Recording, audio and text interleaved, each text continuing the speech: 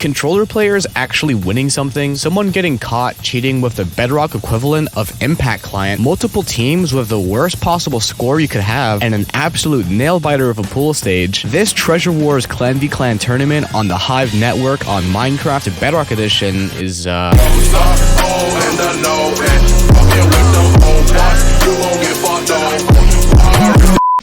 This 20-team tourney is currently in its pools phase. Each pool has 5 teams, and of those 5, only 2 teams get to qualify for the single elimination top 8 bracket. Every team plays each other once, and all sets are best of 5. Why? I don't know, honestly. It's been a standard for a while now. Unfortunately, the majority of sets haven't actually been streamed, other than a screen share on Discord, so the footage will most definitely be lacking. That being said, there are a few teams with breakout performances in their pool and have already secured their spot in the bracket.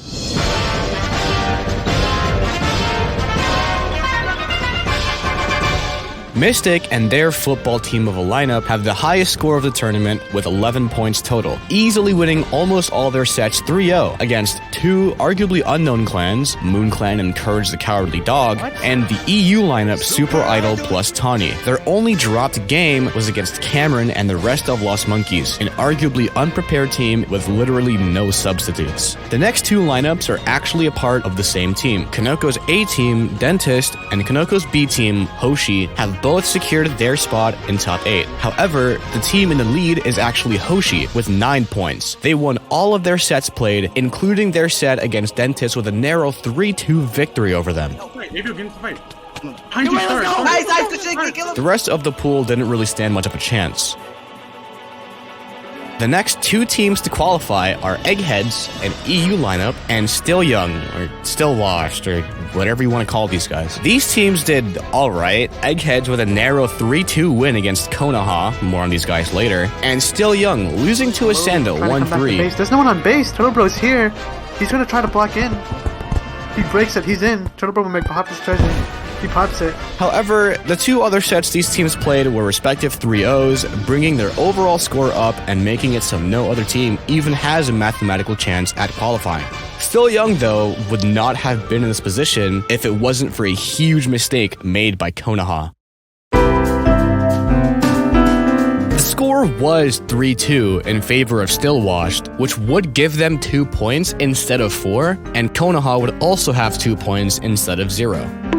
If this was the case, the set between Eggheads and Still Young would determine whether or not Still Young qualifies. So what did Konoha do to ruin their chances of qualification?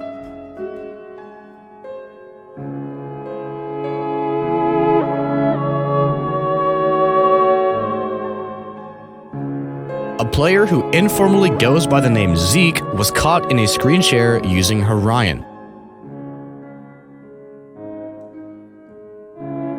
Orion is by no means a ghost client. If anything, it's the meme client everyone downloads to fly around on their favorite featured server. Ironically, Zeke was the member with the highest elo in the ranked portion of the server, and tried to rejoin the server a couple of times before getting banned for ban evading. Because of this, Still Young wins the set 3-0 by default. This obviously didn't go by without a little controversy and discourse about the rule set regarding cheating inside and outside of the CVC. The last time the software was open was 2 days prior to the match, but because his PC was never restarted, it's safe to assume he kept it open for 2 days to throw off the screen sharing. Ever since then, Konoha didn't exactly do too well.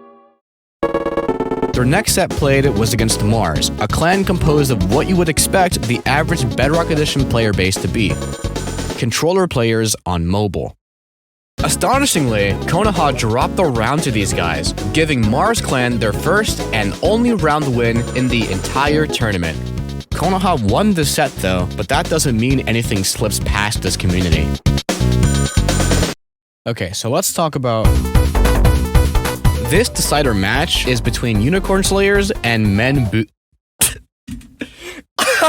It's between Unicorn Slayers and Men Booty. This matters because Unicorn Slayers is in a position to do a little trolling. If they win their set at least 3-1 against Men Booty, then that means Dawn qualifies. If they win 3-2, however, it has to come down to a tiebreaker match between Dawn and Men Booty, which, judging by their previous encounter, Men Booty might just win.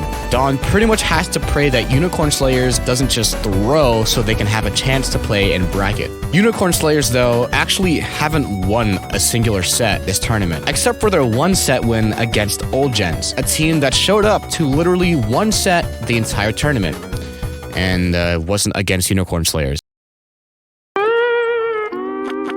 Imagine my surprise, right?